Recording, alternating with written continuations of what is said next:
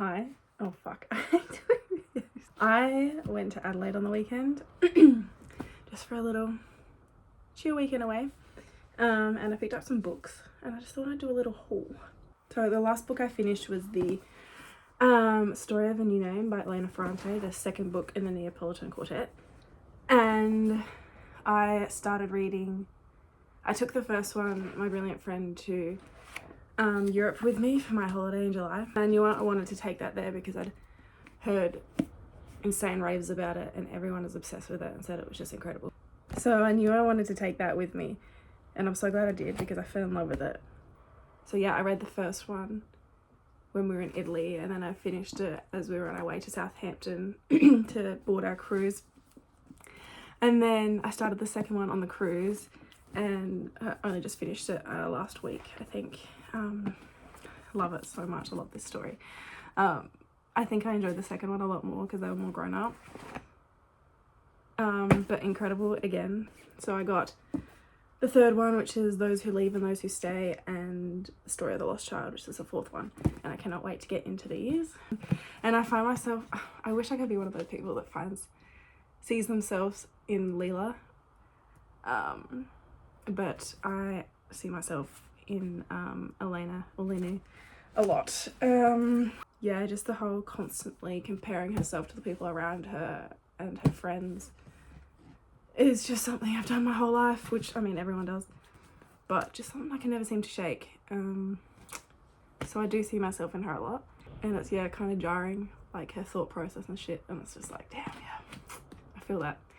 Anyway, I'm very excited to read these, hopefully, because it's freezing today, but we're just about to go into spring, so it'll be good to start reading these again in the warmer weather with the sun out. I did go to Dymocks and picked up East of Eden. I really wanted the Black Penguins classic version because I think the cover is so cute, but I couldn't find it anywhere, and then when I looked online it was like $46 at Dymocks, which was like absolutely insane when I got this for $23. I did start this as an audiobook before I went away and I was really enjoying it. I started this again when I got home as an audiobook, but I knew I wanted the physical copy as well because my commute to work is like an hour and a half per day, 5 days a week, so I love using that time to listen to audiobooks or podcasts or whatever, so I find that makes the time go easier.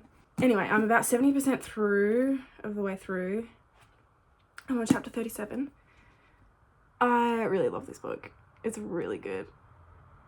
I'm terrible at describing books, but it's just, I love a family dynamic. I love books that go through generations. I love spending time with all these characters. Samuel Hamilton. I love that man. Oh my god. He is such a darling. I love him so much. I hate being one of those people. I have turned into one of those people that doesn't shut up about their Europe trip. But when I was in Ireland, we were staying at a hotel right next to this pub called Darky Kelly's, and there was a bartender there, and I picture him as Samuel Hamilton, and because he was just such a darling, and he was just the sweetest man, but he was like a tall, like big, almost lumberjack looking, but he was just the sweetest dude ever. So I picture him as Samuel Hamilton. I really struggle with coming up with faces for characters. I very rarely picture anyone when I'm reading about them, so I find it really difficult to imagine what they look like. I don't know if that is a normal thing. I don't know if people actually come up with faces for characters or if they just assign them to people they've seen or know. But yeah. So don't ask me what anyone else in this book looks like because I don't know. Anyway, I picked that up. I'm reading this currently. Went to this book shop in Rundle Mall called Page and Turner, which I'd never heard of before. It's in the Myer Centre. It's like all used and secondhand books, and cheap. Like this was $10, and it was really cute in there too. It was very vibey as well. Like I think they just opened, and like the dude was so sweet, and he had his music playing, and it was just a good vibe in there. Anyway, I saw this a lot on TikTok. Jonathan Franzen's The Corrections. There were a lot of Jonathan Franzen books there actually. But this is the one I'd heard of. It's just, again, a family saga, I think.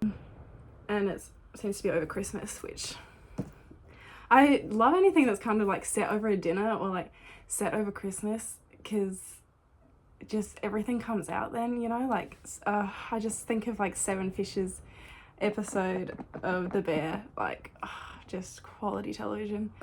I love descriptions of like food and like dinners and shit like that, so hopefully it has some of that, which surely anyway, this is another book. This is 600 pager as well.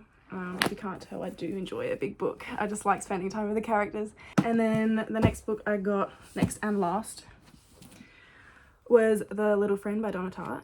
I have read The Goldfinch and The Secret History, and I loved both. This one I never see talked about. I have only seen this mentioned a few times on TikTok, and it's always like the bottom of anyone's list.